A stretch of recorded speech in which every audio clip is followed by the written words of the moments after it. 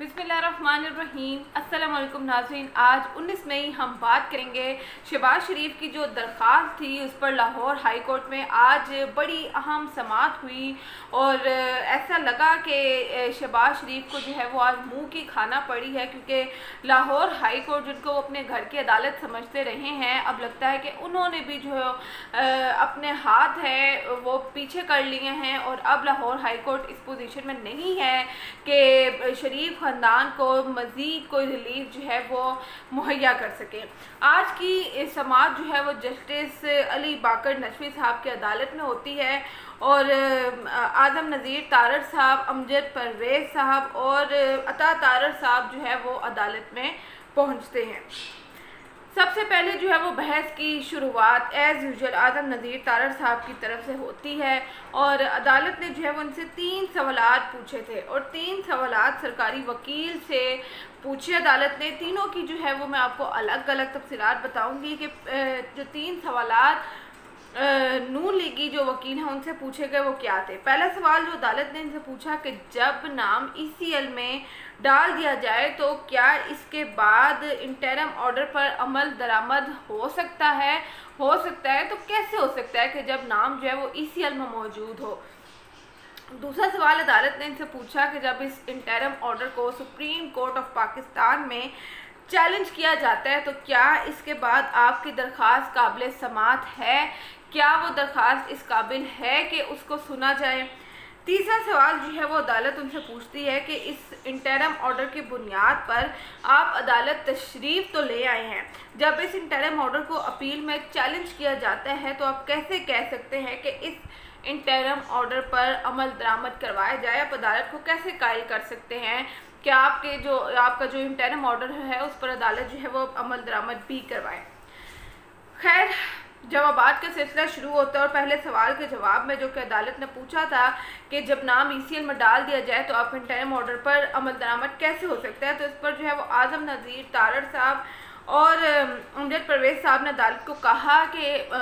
जवाब में जो है वो सुप्रीम कोर्ट के चंद रूल्स अदालत को सुनाए गए, चंद हक़ाइक़ सुनाए गए, चंद ऑर्डर्स जो है वो पढ़कर सुनाए गए और अदालत को कहा गया कि जब कोई मामला जो है वो सुप्रीम कोर्ट ऑफ पाकिस्तान में पेंडिंग होता है तब तक इस इंटरिम ऑर्डर पर अमल दरामद जो है वो करवाया जा सकता है, इस इंटरिम ऑर्डर पर अमल दरामद हो सकता है।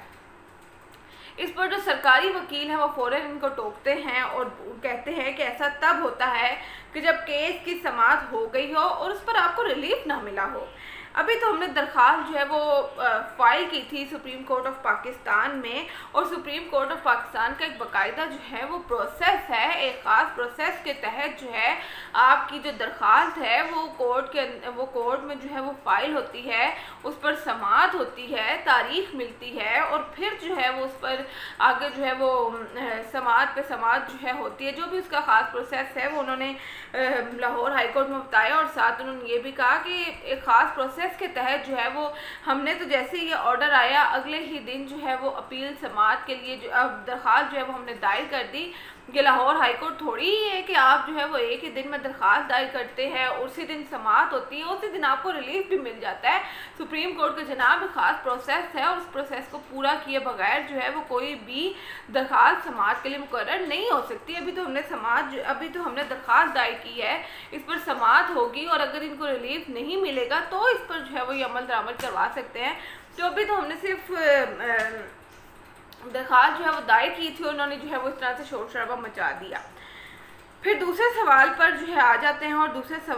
सवाल क्या था जी। इससे दूसरा सवाल अदालत ने पूछा कि इंटरिम ऑर्डर को सुप्रीम कोर्ट ऑफ पाकिस्तान में चैलेंज किया जाता है तो उसके बाद आपकी दरख्वास्त काबिल समाअत है, ज़रा अदालत को कायल तो करें। और इसके जवाब में जो है वो आज़म नज़ीर तारड़ साहब ने कहा कि जनाब यहाँ आपने जो है वो यहाँ अदालत ने जो है वो हुकूमत की, वफाकी हुकूमत की बदनीयती देखनी है, वज़ीर-ए-आज़म इमरान खान साहब की बदनीयती देखनी है और वो क्या है कि पहले बाहर जाने के ऑर्डर्स आ जाते हैं और फिर नाम जो है वो ECL में डाला जाता है। इस पर अदालत ने कहा कि अगर आपने प्रॉपर प्रोसेस अडॉप्ट किया होता, आपने प्रॉपर प्रोसेस जो है वो अडॉप्ट किया ही नहीं है और आप जो है वो शोर शराबा मचा रहे हैं, अगर बीच में छुट्टियां आ जाती हैं और हमारा जो है वो ऑर्डर नहीं पहुंच पाता मुतलका हुकाम तक, तो जब एक ऑर्डर पेंडिंग था अभी और उसी पर जो है वो 7 नए ऑर्डर आ जाते हैं और नाम ECL में डाल दिया जाता है, तो इस इंटरम ऑर्डर पर अमल दरामद कैसे करवाया जा सकता है, ये ज़रा आज आप हमें जो है वो कानूनी तौर पर इस पर कायल करें। क्योंकि आपको पता है कि नून लीग के जितने भी वकील हैं वो इधर उधर की बातें तो ज़रूर करते हैं, लेकिन उनके पास जो है वो हकाइक मौजूद नहीं होते और सिर्फ बहस करते हैं अदालत में। और हमने कल भी जो है वो इसी पर बात की थी, इसी केस पर बात की थी कि अब जो है वो ये केस लंबा लटकेगा, क्योंकि अब ये मामला सुप्रीम कोर्ट ऑफ पाकिस्तान में जा चुका है और वहाँ पर जब इस केस की समाअत होगी तो सुप्रीम कोर्ट ऑफ पाकिस्तान एक बिल्कुल ही डिफरेंट जो है वो अदालत है, वो लाहौर हाई कोर्ट की तरह नहीं है कि जो एक दिन में जो है वो समाअत के लिए जो है वो दरख्वास्त को समाअत के लिए मुकर्रर करे, एक दिन पर जो है उसमें समाअत हो जाए और एक दिन में जो है वो इन शरीफ ख़ानदान को रिलीफ भी फराहम करे।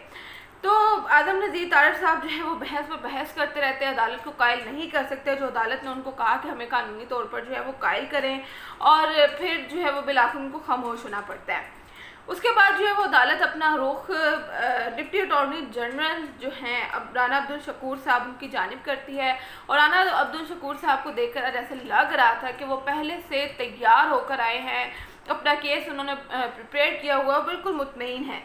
अदालत ने इनसे पूछा कि क्या नाम वाकई ECL में डाल दिया गया है, तो इस पर जो है वो बड़े आराम से कहते हैं कि जी बिल्कुल नाम जो है वो ECL में डाल दिया गया है। साथ ही डिप्टी अटॉर्नी जनरल ने कहा कि इन्होंने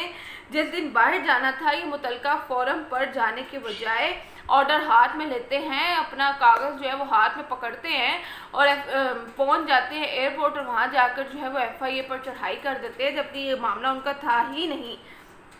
साथ ही उन्होंने कहा कि हमने अदालत के हुक्म पर अमल दरामद किया है। अदालत का हुक्म था कि नाम जो है वो ब्लैक लिस्ट से निकाला जाए, तो इनका तो नाम ब्लैक लिस्ट में था ही नहीं, जिस पर ये शोर शराबा मचा रहे थे। जब नाम ब्लैक लिस्ट में था ही नहीं तो हमने तो ऑलरेडी अदालत के हुक्म पर जो है वो अमल दरामद कर दिया, तो फिर ये किस खुशी में जो है वो इतना शोर मचा रहे हैं। और इन्होंने जो है वो प्रॉपर